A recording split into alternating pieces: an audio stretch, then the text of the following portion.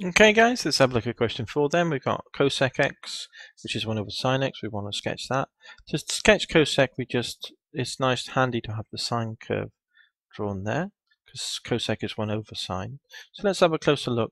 1 over 0, so it's not going to be defined here, so we can draw in a little asymptote here, can't we, and see what happens either side.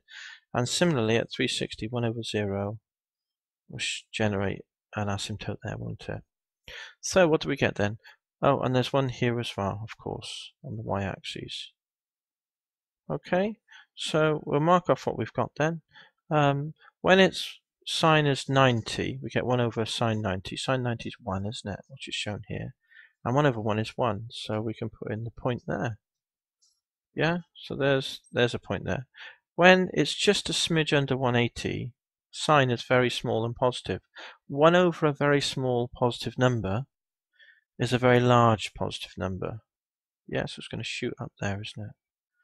When, similarly speaking, for these values here just above 0, this is small positive. 1 over small positive values is large positive.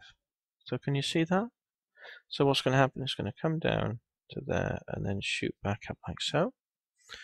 There we are. So let's have a look at over this side now.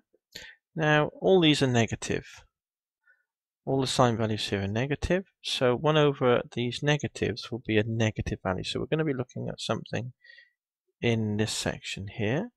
Let's have a look at 270. Sine 270 is minus 1.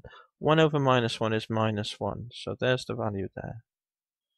Now, small negative, 1 over small negative number, because these are small negative, aren't they, values for the sine?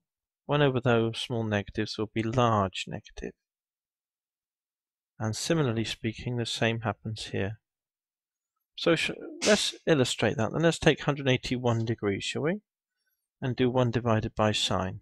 1 divided by sine 181 equals, see it? Large negative.